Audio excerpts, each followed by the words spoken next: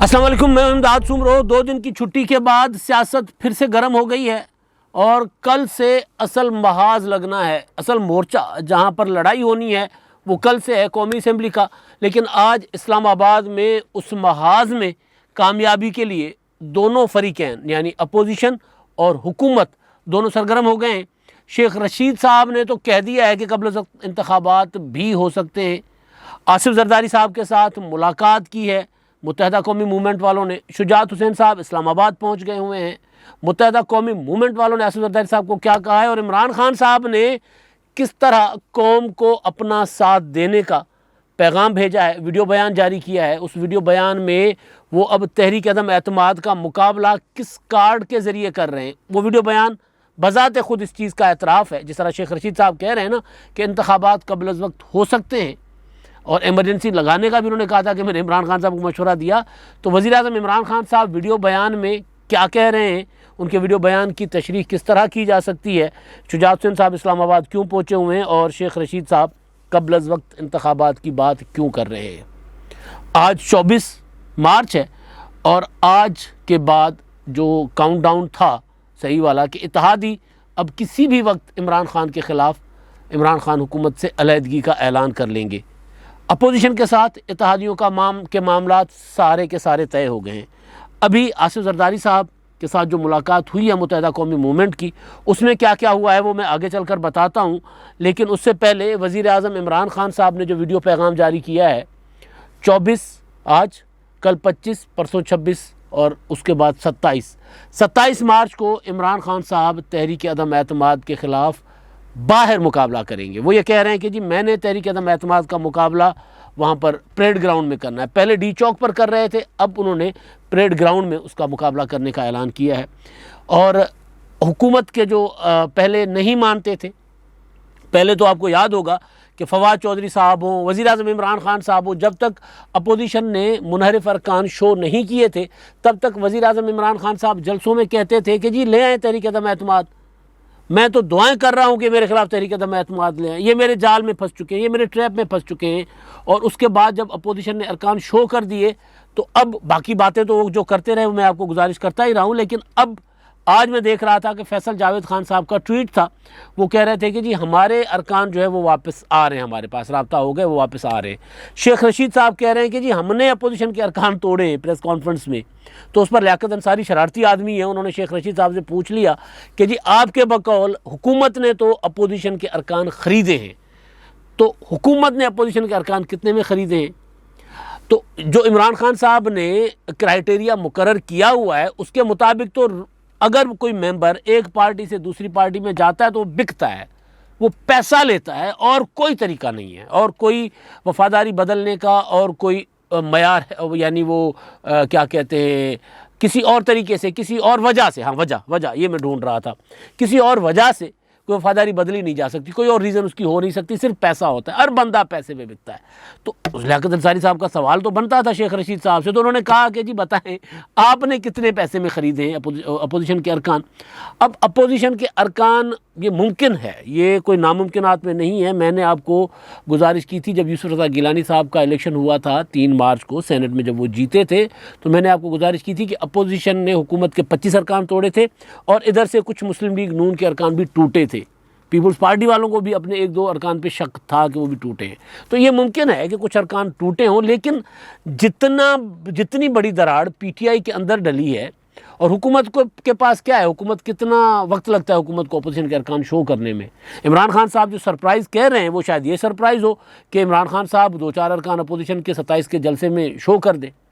तो बहरहाल 27 के जलसे के लिए वज़ीर आज़म इमरान खान साहब ने, जब ज़ाहिर उस जलसे का नाम भी उन्होंने मजहबी एक उस पर रखा है अपना अमर बिल मारूफ नही मुनकर।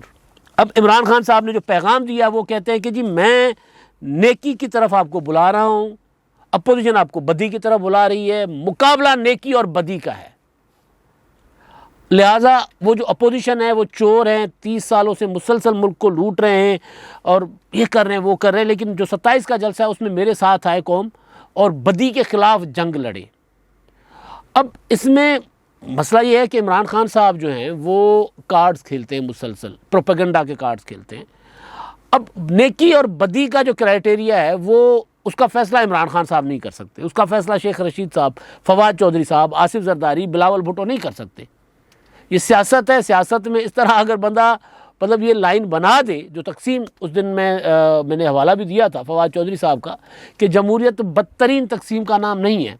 ये जो बदतरीन तकसीम है ये डे वन से इमरान खान साहब या इनसे पहले इमरान खान साहब की तरह आने वाले सियासत में लोग वो इस तरह की बदतरीन तकसीम करते हैं तो सर्वाइव करते हैं। मैं क्योंकि एक सियासी माहौल में आँख खोली है तो ज़िया-उल हक़ साहब के ज़माने में भी इसी तरह के खिताबात हमें सुनने को मिलते थे बदकिस्मती से। मज़हब का सियासत में इस्तेमाल, मज़हब हर बंदे का एक अपना कहते हैं उसका ज़ाती होता है ना, मज़हब अकीदा होता है सबका अपना अपना, लेकिन मज़हब को इस्तेमाल करके मुखालफीन के ख़िलाफ़ लोगों को निकलने की कॉल देना, या वो ज़िया-उल हक़ साहब किया करते थे। ज़िया-उल हक़ साहब तो हर 30 दिन के बाद अपना हर 3 माह के बाद कहते थे अगले 90 दिन में इंतखाबात करवा दूंगा, फिर 90 दिन गुजर जाते थे फिर कहते थे कि इंतखाबात करवाऊंगा। आप ज़रा पैटर्न चेक करें इमरान खान साहब का। इमरान खान साहब हुकूमत में आए थे तो 100 दिन के बाद कहते थे, हर 3 माह के बाद कहते थे कि जी 3 माह के बाद महंगाई ख़त्म हो जाएगी, 3 माह के बाद महंगाई ख़त्म हो जाएगी। अब जब 3.5 साल के बाद कुछ नहीं हो सका तो कह रहे हम तो सब ठीक करने जा रहे थे, अब ये चोर और डाकू हमको पड़ गए, और फिर अब नेकी और बदी की जंग हो गई। तो इमरान खान साहब की नज़र में जो नेकी है, इमरान खान साहब जिसको नेकी कहते हैं, वो इमरान खान साहब ना कोई फतवा दे सकते हैं, ना इमरान खान साहब ना कोई अदालत हैं। इमरान खान साहब अपने सियासी मुखालफिन पर इल्ज़ाम लगा सकते हैं, इसी तरह इमरान खान के सियासी मुखालफिन इमरान खान साहब पर इल्ज़ाम लगा सकते हैं, लेकिन उनके पास जो राइट है, जो आइन उनको देता है, चाहे वो इमरान खान साहब हो चाहे उनके सियासी मुखालफिन हो, वो राइट ये है कि जी तहरीक अदम एतमाद पार्लियामेंट के अंदर वोट के ज़रिए हुकूमत बने, वोट के ज़रिए हुकूमत जाए। अब अपोजिशन वोट के ज़रिए हुकूमत गिराने की पोजीशन में आ गई हुई है। जो नहीं मानते थे, जो कहते थे कि जी आए ना ले आए तहरीक अदम एतमाद, अब वो कह रहे हैं हमारे अरकान बिक गए हैं। अब वो भी हॉर्स ट्रेडिंग का इल्ज़ाम लगा रहे हैं, लेकिन उधर शेख रशीद साहब कह रहे हैं कि फिर हमने भी अरकान तोड़े। तो बहरहाल वज़ीर आज़म इमरान खान साहब 27 के जलसे के लिए वो जो सरप्राइज़ कह रहे थे कि वो मैंने एक आपको सुबह वाली वीडियो में बता दिया था, एक तो जो मुनर्रिफ अरकान अगर वापस आते हैं तो उनको वजारतें दी जाएंगी, और दूसरा शेख रशीद साहब कह रहे हैं कि हमने कुछ अरकान तोड़े हैं तो तोड़े होंगे तो वो 27 के जलसे में शो कर देंगे। अब दूसरी तरफ शेख रशीद साहब के की जो प्रेस कॉन्फ्रेंस, अगर शेख रशीद साहब जो कह रहे हैं कि जी इमरान खान साहब जो है वो वक्त मुद्दत पूरी करेंगे, साथ ही दूसरे अल्फा कह जाते हैं कि जी अगर इंतखाबात कबल वक्त हुए तो इमरान खान साहब जीत जाएंगे, और दूसरा वो कह रहे हैं कि इमरान खान साहब जो हैं हमें महंगाई ले डूबी थी और इमरान खान साहब को अपोजिशन ने नई ज़िंदगी दे दी है, इमरान खान साहब को एक नई क्या कहते हैं सियासी उनको ज़िंदगी मिल गई है, इमरान खान साहब को अपोजिशन ने दी है। एक और अहम चीज़ शेख रशीद साहब ने जो आज की है वो ये कि जी कोई किसी को सेक नहीं कर रहा, कोई हटाया नहीं जा रहा, ना कोई जा रहा है, तीनों इमरान खान साहब के साथ कंटिन्यू करेंगे। अब ये तीनों कौन कंटिन्यू करेंगे कुछ नहीं पता। ज़ाहिर सवाल तो था कि इमरान खान साहब मुसलसल खुद जो इशारे देते रहे उस ओहदेदार के ख़िलाफ़, सरकारी अफसर के ख़िलाफ़, सरकारी इदारे के बड़े अफसर के ख़िलाफ़ था, के मुतालिक सवाल था कि जी शायद उनको हटाया ना जा रहा हो या उनको सेक तो नहीं किया जा रहा। तो उस पर शेख साहब कह रहे हैं नहीं जी इस्टेब्लिशमेंट खड़ी हुई है, साथ है, इस्टेब्लिशमेंट पाकिस्तान के मफाद में होती है और किसी को हटाया नहीं जा रहा। लेकिन एमरजेंसी वाली बात और कबल इंतखाबात वाली बात, इमरजेंसी लगाने का मतलब ये था कि शेख रशीद साहब भी देख चुके थे कि इमरान खान साहब जो है वो इमरजेंसी लगाए बगैर नहीं बच सकते। अब पहले शेख रशीद साहब कहते थे जी इत्तेहादी कहीं नहीं जा रहे, अब कहते हैं जी मुझे इत्तेहादियों से उम्मीद है कि वो इत्तेहादी जो है वो साथ देंगे इमरान खान साहब का। अभी तक इत्तेहादियों ने बाज़ाब्ता सामने आकर ये ऐलान नहीं किया कि इमरान खान का हुकूमत का साथ छोड़ रहे हैं, लेकिन इत्तेहादियों ने अब तक जो बातें की हैं वो ये है कि हुकूमत के साथ नहीं है, वो अपोजिशन के साथ मिल गए हुए। एक बाज़ाब्ता ऐलान होता है जो कहा जाता है कि जी जिसको ये समझा जाता है, जो एक अनाउंसमेंट होती है कि जी अब वो हुकूमत का साथ छोड़ रहे हैं और अपोजिशन की बेंचेस पर बैठ रहे हैं। स्पीकर को बाज़ाब्ता एक दरख्वास्त दी जाती है कि जी हम हुकूमत का साथ छोड़ रहे हैं, तो वो उसके ऊपर अब फाइनल काम चल रहा है इस्लामाबाद में, जिसकी वजह से चौधरी शुजात हुसैन साहब इस्लामाबाद में पहुँचे, क्योंकि आज 24 है, कल का दिन कल क्योंकि असम्बली का इजलास होना है। अब असम्बली का इजलास अगर आइनी और कानूनी बात की जाए, क्योंकि आइनी और कानूनी माहिरीन की मैं राय दे रहा हूँ, जो सलमान अकरम राजा जैसे जो कानूनी माहिरीन हैं, आइनी माहिरीन हैं, और उसके अलावा जो आइन बनाने वाले हैं, उनकी राय में जब तहरीक अदम एतमाद का इजलास रिक्यूज़ेट किया जाता है तहरीक अदम एतमाद के लिए, और उसकी रिक्यूज़ेशन भी हो और तहरीक अदम एतमाद भी जमा हो जाए स्पीकर ऑफिस में, असम्बली सेक्रेटेरिएट में, तो उसके बाद फिर उसके ऊपर जो होता है कि 3 दिन के अंदर अंदर, और 3 दिन से पहले नहीं और 7 दिन के बाद नहीं, तहरीक अदम एतमाद पर कार्रवाई हो जानी होती है। तो अब स्पीकर साहब ने एक तो रिक्यूज़ेशन 15 दिन के बाद इजलास को 15 दिन, बल्कि 15 दिन तो पूरे होने थे, 8 को रिक्यूज़ेशन हुई है, तो 8 के बाद 14 दिन होते हैं, 21 को पूरा हो जाना था, 21 को इजलास होना चाहिए था, कम से कम 21 तक, और उसके बाद वो निकाल के 25 तक ले गए इजलास, 4 दिन मज़ीद आगे ले गए। और उसके बाद अगर स्पीकर के आगे ले जाएं तो वो उनकी मतलब मर्ज़ी हो सकती है, आइन और कानून शायद उसको इजाज़त नहीं देता, लेकिन बहरहाल कल इजलास होना है कौमी असम्बली का, और कल से असल महाज जो है, असल मार्का जहाँ लगेगा वो वहाँ लगेगा। उसकी तैयारी जो है वो अपोजिशन कर रही है, जिसके लिए इत्तेहादियों के साथ अब राब्ते तेज़ हैं। अपोजिशन ने पीटीआई के अंदर जो दरार डालनी थी वो 45 के करीब 50 के करीब पीटीआई के अरकान तोड़कर वो बैठी हुई है। अब वो सुप्रीम कोर्ट में, बल्कि आज वो भी इशू था, सुप्रीम कोर्ट में सदारती रेफरेंस की समाअत भी हुई है, कल पे नोटिस हो गए हैं, देखिए वहाँ से क्या फ़ैसला आता है। उस फैसले के बाद फिर अपोजिशन अपना जो है वो दूसरा प्लान है, जो प्लान ए था अपोजिशन का, अभी प्लान बी प्लान ए दोनों चला रही है ना, तो प्लान ए जो था अपोजिशन का वो यही था कि इत्तेहादी ऐलान कर ले और इमरान खान साहब को वोट ऑफ कॉन्फिडेंस लेना पड़े। वो इत्तेहादियों ने ऐलान करने में देर कर दी थी, तो अपोजिशन ने तहरीक अदम एतमाद जमा करा दी थी, लेकिन अब इत्तेहादी भी साथ हैं अपोजिशन के, और पीटीआई के मुनर्रिफ अरकान भी साथ हैं। तो अब जब स्पीकर कोई अगर मामला आगे पीछे करेंगे तो उसके बाद इत्तेहादियों से ऐलान करवाया जाएगा। ये मैंने आपको कल भी बताया था, सुबह वाले व्लॉग में मैंने ये गुजारिश की थी कि 25 को स्पीकर क्या करेंगे, कल स्पीकर जो करेंगे इत्तेहादी वो करेंगे। आज आसिफ जरदारी से मुत्तहिदा कौमी मूवमेंट के अरकान की जो मुलाकात हुई है, उसमें मुत्तहिदा कौमी मूवमेंट ने वाज़े अल्फाज में कह दिया कि जी हम अपोजिशन के साथ हैं, आप जब कहेंगे हम ऐलान कर देंगे, हम आरे ऊपर छोड़ेंगे तो फिर हम आप तहरीक अदम एतमाद यानी वोट से पहले हम ऐलान कर देंगे। अब जिस तरह भी हिसाब किताब बनता है, जिस तरह मुशावरत होती है, जो सबकी सलाह होगी उस सलाह के ऊपर चले जाएंगे। हम ये सोच रहे हैं कि हमने तहरीक अदम एतमाद कि वोटिंग से पहले, अब वोटिंग से पहले वोटिंग वाले दिन वो ज़रा अभी उस पर मुशावरत चल रही है। कल मौलाना फजलुर रहमान साहब ने आसिफ जरदारी साहब को फ़ोन किया, उन्होंने कहा कि जी इत्तेहादियों से, क्योंकि इत्तेहादियों का मामला आसिफ जरदारी साहब के पास है, मुनर्रिफ अरकान भी आसिफ जरदारी की, तहरीक अदम एतमाद को कामयाब करने का जितना भी वो है बार है वो आसिफ जरदारी साहब ने उठाया, वो कि ये मैं कर दूंगा, मुझे आप अपने लोग सारे दे दें, बाकी मैं मैनेज कर लेता हूँ। मुस्लिम लीग नून के सारे लोग मेरे साथ हों, JUI के सारे लोग मेरे साथ हों, पीपल्स पार्टी वाले वैसे मेरे साथ हैं, तो इस मामले को, बाकी इत्तेहादियों को मैंने लेकर चलना है, इत्तेहादियों की शराइत आपने माननी है, साथ में लेकर आऊँगा। यानी जहाँ मेरा मसला होगा, सिंध का मसला है तो सिंध में मैं दूँगा उनको जो मांग रहे हैं, पंजाब में वो जो मांग रहे हैं मैं आपको बता रहा हूँ, आप उनको दे दें। तो ये आसिफ जरदारी साहब के ऊपर है। तो मौलाना साहब ने कल आसिफ जरदारी साहब को फ़ोन किया कि जी जल्दी करें, इत्तेहादियों को बुलाएं।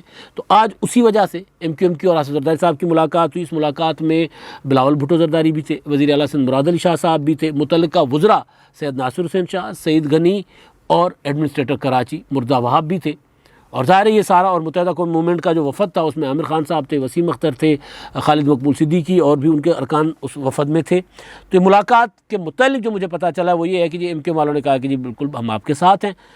अब शुजात हुसैन साहब इस्लामाबाद पहुँचे हैं, तो हो सकता है जब ये आपके पास मेरा व्लॉग तो आप सुन रहे हो तो उस वक्त तक शुजात हुसैन साहब की और आसिफ जरदारी साहब की मुलाकात हो जाए, वरना जल्द उनकी मुलाकात भी होगी। और उसके बाद फिर परवेज़ इलाही, आसिफ जरदारी, शुजात हुसैन, वो शहबाज शरीफ साहब, उनकी मुलाकात हो जाएगी। तो उस मुलाकात के बाद फिर तय किया जाएगा कि ऐलान कब करना है। लेकिन कल स्पीकर का कंडक्ट देखेगी अपोजिशन कि स्पीकर का कंडक्ट क्या है, और कल सुप्रीम कोर्ट में रेफरेंस भी है। तो सुप्रीम कोर्ट मुनहरिफ अरकान के वोट के मुतालिक जो सवाल पूछा गया है उसमें सुप्रीम कोर्ट का वर्डिक्ट क्या आता है, सुप्रीम कोर्ट का जवाब क्या आता है कि वो काउंट होगा वोट, नहीं होगा, उस वोट के ऊपर इन्हिसार करके हुकूमत को गिराया जा सकता है, नहीं गिराया जा सकता। अगर वहाँ से सुप्रीम कोर्ट से कोई इस तरह का वर्डिक्ट आता है और स्पीकर तहरीक अदम एतमाद के मामले पर वोटिंग करवाने से ही सिरे से इनकार कर देते हैं कि जी जब तक ये भी इम्कान है ना कि स्पीकर साहब कहेंगे कि जी वो मामला तो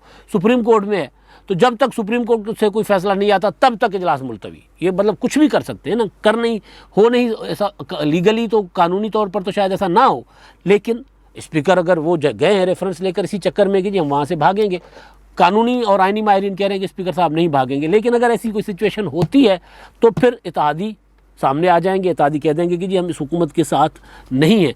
तो वो जो कल और परसों यानी 23 और 22 तारीख को जो OIC की वजह से और 23 मार्च की परेड की वजह से वो जो जोड़ तोड़ की सियासत तरफ थोड़ी सी ठंडी, ज़्यादा ठंडी नहीं हुई थी, थोड़ी सी हुई थी। कल आपने देखा इमरान खान साहब ने भेज दिया था अपने अरकान को अपनी असद कैसर साहब, असद उमर और परवेज़ खटक साहब को पार्लियामानी लॉजेस भेज दिया था MQM से मुलाकात करने। अब MQM वाले अगर उनके साथ राज़ी होते, बात मान जाते उनकी, तो आज वो चल कर जरदारी हाउस ना जाते, आसिफ जरदारी से मुलाकात ना करते। तो इमरान खान, वो कल भी इमरान खान साहब जोड़ तोड़ की कोशिशें करते रहे।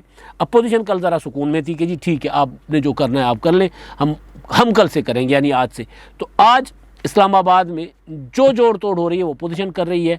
हुकूमत के पास जोड़ तोड़ के लिए कुछ नहीं है, हुकूमत के पास 27 का कार्ड है।